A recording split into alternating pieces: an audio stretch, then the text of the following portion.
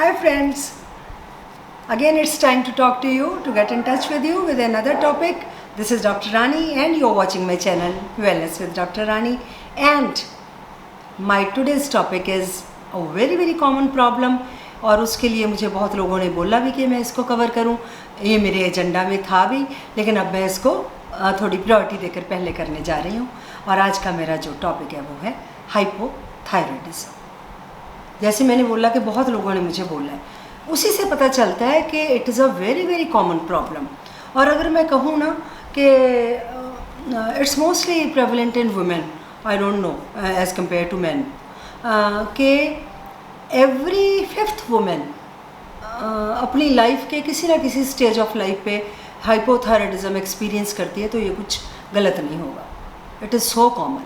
So it was high time that I make you aware about hypothyroidism, इसके science, symptoms and management. बस आपके लिए symptoms important हैं, वो तो आपको पता ही होता है, लेकिन इसकी मैनेजमेंट वाला पार्ट है, that is the most important part for you people. So I try to cover it up today. मैं थोड़ा सा डिटेल में बताना चाहूँगी क्योंकि लोगों के मन में बहुत सारी इसको लेकर क्वेश्चंस हैं, बहुत सारी शंका है, बहुत सारा उनको नॉलेज नहीं है कि उनको पता हो कि हमने इसको कैसे हैंडल करना है. सो पहले हम बात करेंगे कि ये जो थायराइड है ये क्या होता है. थायराइड एक छोटा सा बटरफ्लाई, देखो इतनी सुंदर शेप का, और पंगे कितने डालते हैं. बटरफ्लाई शेप का एक ग्लैंड होता है हमारे नेक में, और उसका काम क्या है कि वो हमारी बॉडी के लिए थायरॉक्सिन सिक्रीट करता है. और इस ग्लैंड को कौन स्टिमुलेट करता है? हमारी पिट्यूटरी, जो हमारे ब्रेन में पिट्यूटरी ग्लैंड है. हम जानते हैं सब कि वो हमारा एक मास्टर ग्लैंड है. वो बाकी ग्लैंड्स को स्टिमुलेट करता है कि वो अपना काम करें. वो हेड मास्टर है, प्रिंसिपल है, बाकी सारे टीचर्स हैं जो अपना काम करते हैं. तो जो हमारा थायराइड ग्लैंड है, that gets stimulated by pituitary to produce the hormone thyroxine. जो थायरॉक्सिन हार्मोन है, अगर मैं कहूँ कि हमारी बॉडी के सारे फंक्शंस को अगर कोई रेगुलेट करता है ना, तो वो एक थायरॉक्सिन ग्लैंड हार्मोन है. तो उसमें कुछ गलत नहीं होगा. वो हमारे मेटाबॉलिज्म को मेंटेन करता है, हमारी बॉडी के एनर्जी को मेंटेन करता है, हमारी हार्ट बीट को मेंटेन करता है, हमारी कोलेस्ट्रॉल लेवल को मेंटेन करता है, हमारी बॉडी के टेम्परेचर को मेंटेन करता है. ये तो मैं आपको मोटी बातें बता रही हूँ कि इतना कुछ हमारा इस हार्मोन पे डिपेंडेंट है. जब ये कम काम करता है तो हम बोलते हैं कि अंडर एक्टिव थायराइड, हाइपोथायरॉयडिज्म. कई बार ये अपना काम कम की बजाय ज़्यादा भी करने लगता है. जब ज़्यादा काम करता है तो हम बोलते हैं hyperthyroidism. Hyper is not as common as hypo, इसलिए आज मैं हाइपर का सिर्फ इतना ही बोलूँगी कि जब आपका थायराइड ज़्यादा काम करता है उसको हम हाइपर बोलते हैं.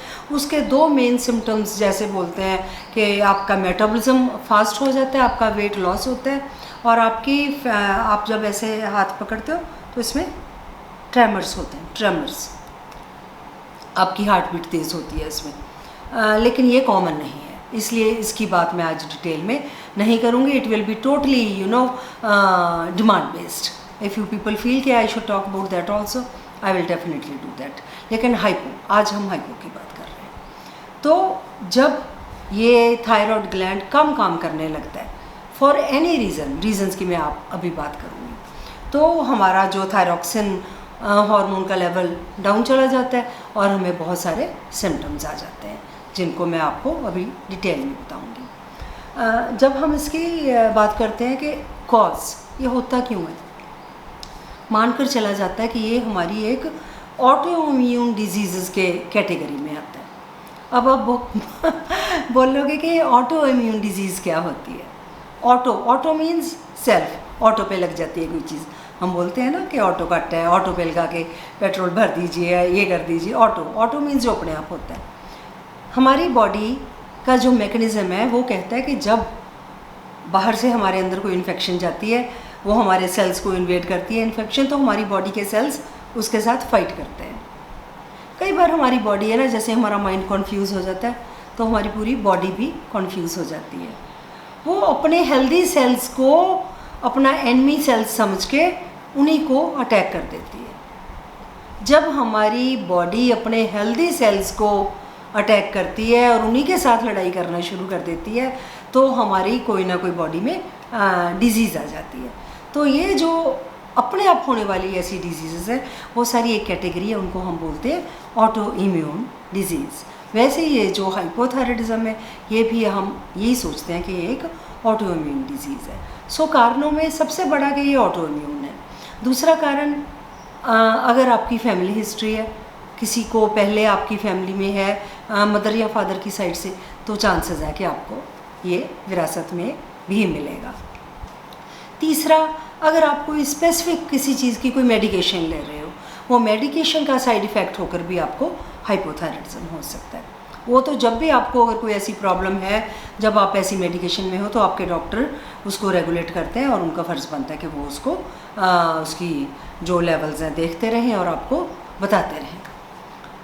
अगर आप भगवान ना करे किसी वजह से आपको रेडिएशन की ज़रूरत है, रेडिएशन दी जा रही है, तो उससे भी जो आपका थायराइड ग्लैंड है वो अफेक्ट होता है, तब भी इसकी जो प्रोडक्शन है कम हो जाती है हार्मोन की, और फिर भी आप हाइपोथायराइडिज्म में जा सकते हैं। सो है तो ये अपने आप होने वाली डिजीज़, ये कुछ फैक्टर्स हैं जिनकी वजह से ये हो सकता है। हाँ, अगर किसी में पहले हाइपरथायराइडिज्म था, कई बार उसमें सर्जरी की जाती है ताकि थोड़ा थायराइड काट दें ताकि उसकी वर्किंग कम हो जाए, उसमें कई बार ज़्यादा कट जाता है। तो हाइपर वाला पेशेंट भी सर्जरी के बाद कई बार हाइपो में चला जाता है। सो कारण इनमें से कोई भी हो तो उसके लक्षण तो आने ही आने हैं, तो वो आपके सिम्टम्स आ जाते हैं। मोस्ट इम्पॉर्टेंट है हमारे लिए अवेयर होना कि हमारे कौन से ऐसे सिम्टम्स हैं, कौन से लक्षण हैं जो ये पॉइंट आउट करेंगे कि हो सकता है कि मुझे हाइपोथायराइडिज्म। इसमें सबसे पहले तो आपका जो अनएक्सप्लेन्ड वेट गेन है। अगर तो कोई मेरे जैसा इंसान है कि उसे पता है कि मैं ज़्यादा खाती हूँ इसलिए मेरा वेट बढ़ रहा है, तो पता है, हमें क्लियर है कि खाने से हमारा वेट बढ़ा है। किसी का एक स्वीट टूथ होता है, मेरे तो 32 के 32 स्वीट है, तो मुझे क्रेविंग्स आती है मीठा खाने की। एनीवे, जो अनएक्सप्लेन्ड वेट गेन है कि आप अपना लाइफस्टाइल आपका सही है, आप खा भी सही रहे हो, एक्सरसाइज भी कर रहे हो, लेकिन फिर भी आपका वेट गेन हो रहा है, तो वो एक सिम्टम हो सकता है। दूसरा, आपको बिना वजह थकावट रहती है, you feel fatigued all the time, तो वो भी एक सिम्टम हो सकता है। आपको as compare to your family members ठंड ज़्यादा लगती है, you are more sensitive to cold.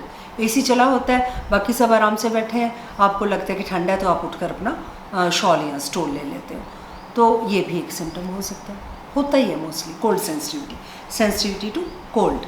इसमें मूड स्विंग्स होते हैं, आपको इरिटेबिलिटी हो सकती है, आपके मूड्स जो हैं कभी अच्छा होता है कभी ख़राब होता है, सबका होता है, रूटीन में भी होता है, लेकिन अगर ये फ्रीक्वेंटली मूड स्विंग्स हो रहे हैं जो आप एक्सप्लेन नहीं कर पा रहे, कोई एक्सटर्नल फैक्टर नहीं है आपको इरिटेट करने के लिए, फिर भी आपको आपके मूड्स है जो फ्लक्चुएट करते हैं, तो ये भी एक सिम्टम हो सकता है।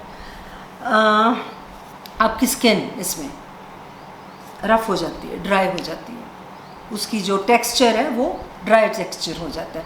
आप कोई ना कोई कोल्ड क्रीम लगाते हो, ऑयल भी लगाते हो कोई, लेकिन फिर भी उसकी जो स्किन का जो है टेक्सचर वो रफ़ रहता है, ड्राई हो जाती है स्किन आपकी ड्राई। आपके जो बाल हैं जो आप कहते हैं कि बहुत घने हैं, बहुत सुंदर हैं, वो भी, उनमें भी थिनिंग होनी शुरू हो सकती है, बाल थिन हो जाते हैं, उनकी ग्रोथ है जो, उनकी डेंसिटी है जो वो कम हो जाती है।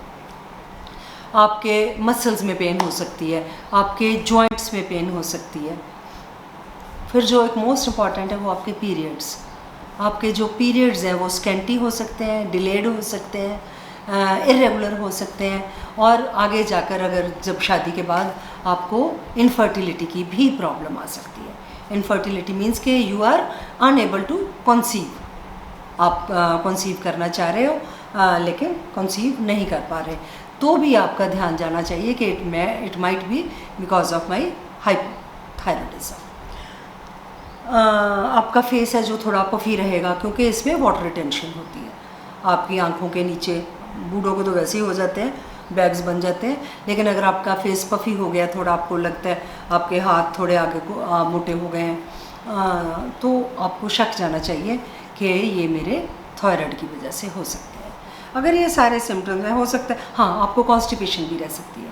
Constipation is also very very conspicuous symptom है जो आमतौर पे हाइपोथायराइडिज्म वाले लोगों को होता ही होता है। मैं देख रही हूँ कि मैंने कोई छोड़ तो नहीं दिया, मोस्टली वैसे मैंने कवर कर दिए हैं। तो ये जो है सारे सिम्टम्स, इतनी बड़ी लिस्ट मैंने आपको गिनाई है।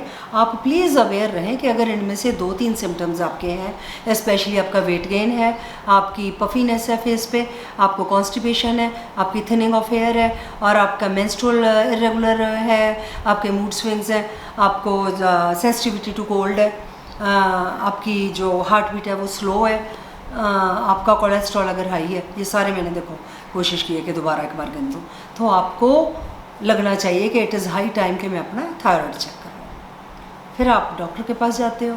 डॉक्टर का तो काम ही है कि उन्होंने डायग्नोज़ करना है। डायग्नोज़ करने के लिए एक तो वो आपको क्लिनिकली आपके सिम्टम्स देखकर पता चल जाता है। कई बार तो थायराइड का पेशेंट जब हमारे कमरे में एंटर करता है ना, the moment we look at the person हमें पता चल जाता है कि that person is suffering from hypothyroidism. इतने इसके टिपिकल सिम्टम्स होते हैं। पफी फेस देखा, उसका वेट गेन देखा ना, तो आइडिया हो जाता है कि हाँ that person might have hypothyroidism. उसके बाद कंफर्म हमारा होता है जो ब्लड टेस्ट के साथ। इसका ब्लड टेस्ट किया जाता है। अगर आपका देखो जो पिट्यूटरी ने आपको देना है थायराइड स्टिमुलेटिंग हार्मोन, ताकि आपका थायराइड सही काम करे। इसमें TSH जिसको हम बोलते हैं, TSH का लेवल है जो वो हाई हो जाता है। जब आपका TSH का लेवल रेंज में से बाहर है, higher on much higher side है, तो इसका मतलब है कि मोस्टली आपको हाइपोथायराइडिज्म है। इसको आमतौर पे ना हैशिमोटोज़ डिजीज़ बोला जाता है, क्योंकि ये ऑटोइम्यून डिजीज़ है। इसका नाम है हैशिमोटोज़ डिजीज़, लेकिन आम भाषा में हम इसे हाइपोथायराइडिज्म बोलते हैं। तो ब्लड टेस्ट करके तो आपका कंफर्म हो जाता है। T3 T4, उनमें से T4 की भी इंपॉर्टेंस है। T4 भी टेस्ट किया जा सकता है, क्योंकि T4 जो मेन हार्मोन है जो हमारा थायराइड सिक्रीट करता है, जो हमारी बॉडी के फंक्शंस को रेगुलेट करता है। मैंने आपको बोला था कि हमारे मेटाबॉलिज्म को भी स्लो कर देता है। जब आपका मेटाबॉलिज्म स्लो हो जाता है तो डेफिनेटली आप जो खा रहे हो वो आपका कैलोरीज बर्न नहीं हो रही हैं, तो इसलिए आपका जो वेट गेन है उसी की वजह से होता है। तो T4 के जो लेवल्स हैं अगर वो कम आ रहे हैं और TSH के लेवल्स हाई आ रहे हैं, तो आप समझ सकते हो कि आपको ये हाइपोथायराइडिज्म है। उसके बाद फिर इसकी आ जाती है मैनेजमेंट। ये जो मैनेजमेंट वाला पार्ट है ना, वो कुछ आपके हाथ में होता है, कुछ डॉक्टर के हाथ में होता है। तो सबसे पहली बात तो इसकी समझने की ये है कि if you have hypothyroidism at any stage of your life, ये बर्थ पे भी हो सकता है, एज लेट एज 60 में जाकर भी शुरू हो सकता है। But if you have hypothyroidism तो आपको जो मेडिसिन है वो लाइफ लॉन्ग चलती है। ये आप प्लीज़ ये बात मान कर चलें, क्योंकि आपकी बॉडी वो प्रोड्यूस नहीं कर रही, तो आपको बाहर से जो थायरॉक्सिन है लेनी पड़ेगी, ताकि आपके जो थायरॉक्सिन के लेवल्स मेंटेन रहें ब्लड में, और आपके बॉडी के जो सारे फंक्शन, जो इतने बड़े फंक्शंस इस पे डिपेंडेंट है। आपका मेटाबॉलिज्म पूरे का पूरा इस पे डिपेंडेंट है। आपके एनर्जी लेवल्स, आपके मूड्स, जो सारा कुछ इस पे डिपेंडेंट है। वो तभी सही चलेगा जब आप इसकी जो मेडिसिन है वो रेगुलर लोगे। लेकिन इसकी एक बात और है कि मेडिसिन एकदम आप पे असर नहीं करती। ऐसे नहीं कि आपका सर दर्द है, आपने टेबलेट खाई, 1 घंटे बाद सर दर्द हट गया। इसका लेवल ब्लड में बनते बनते कुछ हफ्ते लग जाते हैं। शुरू में डॉक्टर्स आपको मिनिमल डोज पे डालते हैं, उसके बाद जैसे जैसे आपकी बॉडी इसको एक्सेप्ट करती है, तो ये आपके बॉडी वेट के हिसाब से इसकी जो डोज है वो रेगुलेट की जाती है। और एक स्टैंडर्ड जो मेंटेनेंस डोज है उस पे जब आपकी बॉडी उस लेवल पे आ जाती है, तो वो एक मेंटेनेंस डोज है, वो आपकी हमेशा चलती है। लेकिन वो जो डोज है वो भी टाइम के साथ चेंज होती है। अगर आप कल को आपको किसी वजह से स्ट्रेस है तो वो डोज कम पड़ जाती है। अगर आपका वेट गेन हो गया फिर आपको वो डोज कम पड़ जाती है। अगर आप की लड़की की शादी हो गई है, प्रेगनेंसी हो गई है, तब भी वो डोज कम पड़ जाती है। तो इसकी डोज को रेगुलेट करते रहना वेरी इंपॉर्टेंट। उसके लिए हमको अपना TSH मिनिमम साल में एक बार और अगर ज़रूरत है तो हम 6 महीने में भी एक बार उसको रिपीट करवाएंगे। फिर देखेंगे कि हमारा जो TSH लेवल है वो सही आ रहा है। अगर वो सही है तो हमारी डोज सही चल रही है। अगर वो रेज्ड है despite taking the medicine, it means कि हमें अपनी डोज को दोबारा एडजस्ट करने की ज़रूरत है। कई बार जो इसका डायग्नोसिस है ना, वो सिंपल एंड प्योर जो डिप्रेशन है उसके साथ भी कन्फ्यूज़ हो जाता है, क्योंकि इसमें भी थोड़ी सी डिप्रेसिव टेंडेंसीज आ जाती हैं। लेकिन मैं आपको बता दूं कि अगर आपको सिर्फ डिप्रेशन की बीमारी है विदाउट हाइपोथायराइडिज्म, तो उसमें जो 4 बातें हैं वो अलग होती हैं। वो मैं आपको चारों बातें बता देती हूँ। क्योंकि अगर आपकी डिप्रेशन की बीमारी है उसमें ना तो आपकी ड्राई स्किन होगी, ना आपका कोलेस्ट्रॉल हाई होगा, ना उसमें आपका हेयर लॉस होगा, और ना ही आपको कॉन्स्टिपेशन होगा। ये 4 बातें अगर आपको सिर्फ डिप्रेशन की बीमारी उसमें नहीं होती। अगर आपको हाइपोथायराइडिज्म की वजह से डिप्रेशन है तो आपकी मेन प्रॉब्लम हाइपो है, उसमें ये सारे सिम्टम्स होंगे। फिर जब आपका हाइपोथायराइडिज्म का ट्रीटमेंट होगा तो आपका जो डिप्रेशन है बिकॉज ऑफ दिस डिजीज़, तो वो ऑटोमेटिकली ठीक हो जाता है। अगर ये 4 बातें नहीं है तो हो सकता है आपका अलग डिप्रेशन की अलग बीमारी हो, तो उसके लिए हमें स्पेसिफिकली डिप्रेशन की मेडिसिन लेनी पड़ती है। आई होप कि आप मेरी बात समझ रहे हो। मैं बहुत तेज़ बोल रही हूँ क्योंकि बातें बहुत होती हैं बताने वाली, वीडियो बहुत लंबी हो जाती है, आप भी बोर हो जाओगे सुन के। लेकिन क्योंकि मैं चाहती हूँ कि अगर मैं एफर्ट कर रही हूँ तो मैं आपको डिटेल में इसके बारे में बता सकूँ, क्योंकि आप ये सारी बातें डॉक्टर के पास जाकर नहीं पूछ पाते। ना तो डॉक्टर के पास टाइम है, ना पेशेंस है इतनी, उसने और पेशेंट्स भी देखने हैं। तो मेरी कोशिश होती है कि मैं आपको डिटेल में बताऊं कि आपके मन में कोई भी क्वेरी आती है ना, तो मैं कोशिश करूं कि मैं उसका आंसर यहीं दे पाऊँ। सो अब आ गई है तो मैंने आपको मेडिकेशन बता दिया कि मेडिकेशन तो आपको लेनी पड़ेगी, वो आपके डॉक्टर टाइम उसको एडजस्ट करते रहेंगे। उसके अलावा आपने अपने लेवल पे किन किन बातों का ख्याल रखना है। नंबर 1, आपने अपना जो खाना पीना है, अपनी डाइट है, वो सही रखनी है। एक तो ये जो मेडिसिन है ये हमने किसी फूड के साथ या किसी और मेडिसिन के साथ नहीं लेनी, क्योंकि फिर इसकी एब्जॉर्प्शन कम हो जाती है।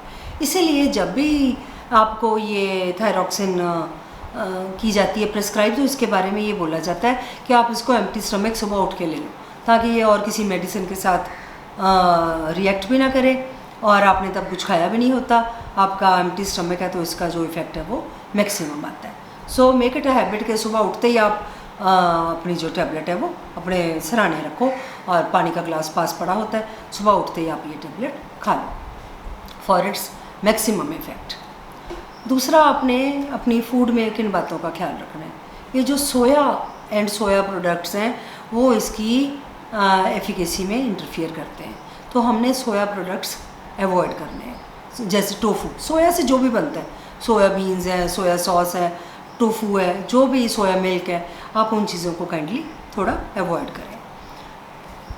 फाइबर बहुत ज़रूरी है डाइट के लिए, लेकिन अगर आप फाइबर भी ज़्यादा ले रहे हो तो वो भी इसकी एब्जॉर्प्शन में इंटरफियर करता है, तो आपने फाइबर भी बैलेंस्ड लेना है। फाइबर लेना है बहुत ज़रूरी है, लेकिन उसको कम मात्रा में लेना है। आपने कोई भी वो चीज़ जो आप ऑल पर्पज़ फ्लावर बेस्ड है, जिसमें मैदा ज़्यादा है, सारी बेकरी है जो शुगर बेस्ड प्रोडक्ट्स हैं, जो मैदा बेस्ड प्रोडक्ट्स हैं, एक्सक्यूज़ मी, वो आपने कम से कम लेने हैं, उनको अवॉइड करना है। एक तो देखो उनसे आपकी मेडिसिन की एब्जॉर्प्शन कम होगी, दूसरा अननेसेसरी वेट गेन होगा। मैदा खाने से कॉन्स्टिपेशन और बढ़ती है, तो आपको उसके वैसे बहुत नुकसान है। इसलिए आपने अपनी डाइट को इन चीज़ों को अवॉइड करना है। खाना क्या है, उसमें आप green leafy vegetables, fruits and nuts, आपके जो नट्स हैं ना, नट्स में आपके सारे मिनरल्स होते हैं, और जितने भी जो मिनरल्स हैं वो आपकी बॉडी के फंक्शंस को रेगुलेट करते हैं, आपके थायराइड को नॉर्मल वर्किंग के लिए वो स्टिमुलेट करते हैं। सो आप जितने भी नट्स हैं वो खा सकते हो। हर चीज़ खानी तो बैलेंस्ड क्वांटिटी में होती है ना, ये नहीं कि मैंने बोल दिया नट्स खाने तो अब नट्स ही खाते रहोगे।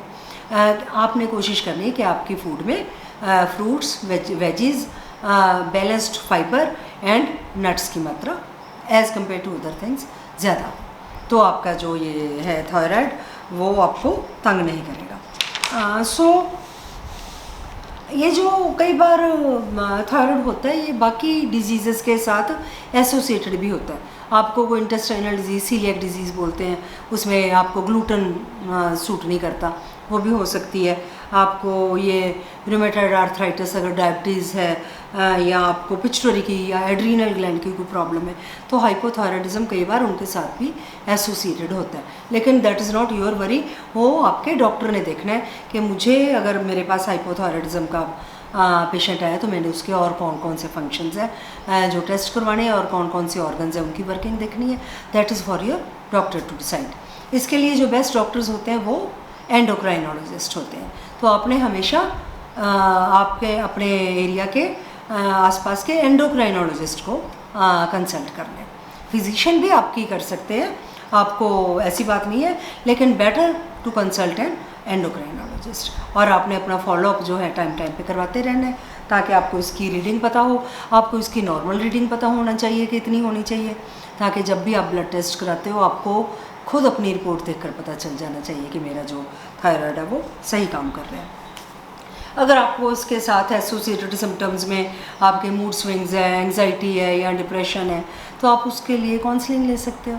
आप उसके लिए स्पोर्ट ग्रुप ज्वाइन कर सकते हो, उसके लिए आप अपने फैमिली या फ्रेंड्स के साथ बात कर सकते हो। क्योंकि जब भी हम बात करते हैं ना तो एक तो हमारी एंग्जाइटी है वो जो दूर हो जाती है, दूसरा हमें अगर किसी और को ये प्रॉब्लम है उसके साथ बात करके हमें कोई नई बात भी पता चल जाती है which can change our attitude towards it. So आप ये मानकर चलो कि थायराइड हर 5th इंसान को हो रहा है, स्पेशली इन लेडीज़, किसी भी एज में हो जाता है। इसको अगर हम समझते हैं इसका क्या क्या इश्यूज़ हैं, इसमें क्या क्या मुझे जो सिम्टम्स हैं वो इसकी वजह से हैं, जब मुझे पता है कि ये मेरी बीमारी की वजह से है तो मैं डेफिनेटली चाहूँगी कि मैं इसको ट्रीट करूँ, इसका लेवल सही रखूँ, इसकी डोज जो है वो हमेशा लेती रहूँ, डॉक्टर को कंसल्ट करके फॉलोअप कर अपना करती रहूँ और इसके जो डोज को एडजस्ट करवाते रहें ताकि आपके पूरे जो बॉडी फंक्शन जो मैंने इतने बड़े गिनाए, आप देखो ना कितनी लंबी लिस्ट है जिन चीज़ों को एक छोटा सा हार्मोन कंट्रोल करता है। तो आपने अपना ख्याल रखना है, आपने थायराइड की जो मेडिसिन है वो रेगुलर लेनी है, आपने खुश रहना है। आपको कोई भी तकलीफ़ है तो अपने सपोर्ट ग्रुप से, फैमिली से, फ्रेंड से, डॉक्टर से कंसल्ट करना है, बात करनी है। And you know very well what I am going to say now कि please kindly like, share and subscribe to my channel Wellness with Dr. Rani and please keep telling me कि आप और कौन से टॉपिक्स पे चाहते हो कि मैं आपको बताऊं। जो मैं बता सकती हूँ I am always there for you. आप कमेंट्स में लिख सकते हो, आप मुझे बता सकते हो। And in the mean time stay happy, stay blessed, love you all, take care.